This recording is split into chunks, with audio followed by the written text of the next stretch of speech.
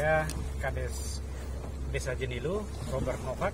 Nah, ini di depan situ itu ada sebagai satu tempat keunikan yang dulu, yang mana pada zaman kerajaan itu sebagai tempat budidayanya gamat. Nah, apa gamat tuh, Pak? Gamat itu sejenis sekelas teripang, yang mana dia punya kandungan proteinnya tinggi, dan juga itu sekarang itu sudah diambil intisarinya untuk pengobatan luka dalam operasi. Pengobatan luka dalam operasi, dan itu di Malaysia itu sudah diproduksi itu. Sudah Terus gamat bisa ditemukan di sini? Nah, gamatnya itu bisa ditemukan di sini, di sekitar, di kawasan ini. Oke. Nah, cuma karena akibat daripada perkembangan dan sudah tidak dijaga ritual adatnya, maka semakin lama semakin punah karena tidak dijaga. Nah, maka dengan adanya rencana pembukaan kawasan wisata mangrove ini, maka kita akan hidupkan kembali ini kawasan ini. Gamat ini budidaya kembali, ya? Dibudidaya kembali dan dibuat kembali ritual untuk hidup, agar dia tetap berkembang dan bertahan. Sebagai satu objek wisata juga. Gamat itu hanya di dasar toh, dia nggak bisa muncul seperti ikan gitu ya? Ya, karena dia jenis berwarna-warni. Ya? Gamat ini berwarna-warni. Enggak, dia warnanya hitam putih seperti teripang. Teripangnya, oke. Cuma dia isinya lebih lembut daripada teripang. Bisa dikonsumsi manusia? Bisa, makanya nggak berbahaya. Nggak berbahaya, justru sehat itu. Oh, makanan eksotik yang cukup sehat.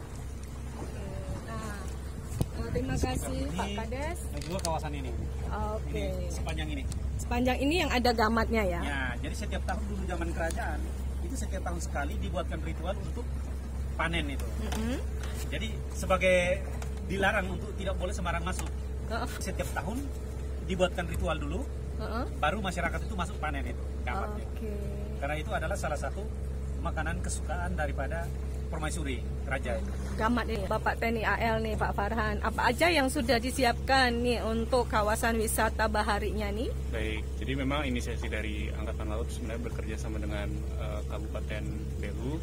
Kemarin sejak Februari lalu kita sudah survei ya.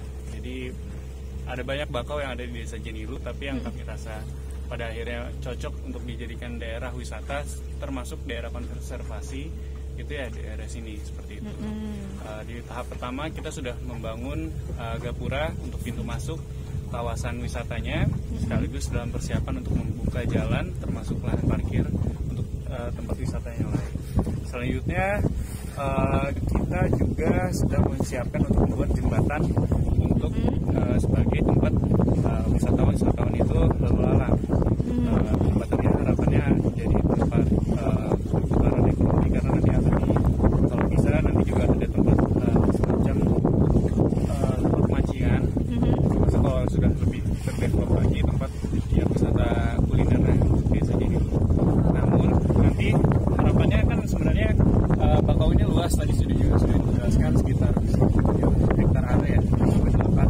Kita pengen juga sebagai daerah konservasi. Harapannya apa? Tadi ada gamat di sini, potensi bisa dikembangkan. Walaupun juga isu-isu terkait penanam mangrove ini juga sangat krusial. Jadi harapannya apa? Jadi tetap nanti mungkin banyak masyarakat yang ingin membantu untuk melestarikan mangrove ini seperti itu.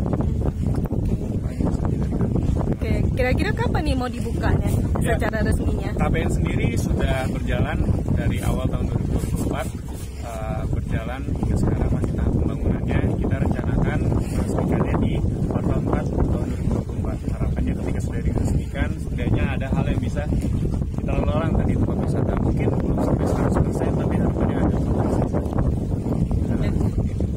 Buat penambahan PAD daerah juga ya? Siap. Dan harapannya apa ya? Ini masuk ke program, masuk ke BUMDes desa. Kenapa? Karena supaya langsung dikelola langsung oleh desa sendiri. Ya. Ketika yang mengelola desa, saya harap sih ini juga menjadi peningkatan taraf hidup untuk masyarakatnya sendiri ya, seperti itu. Oke.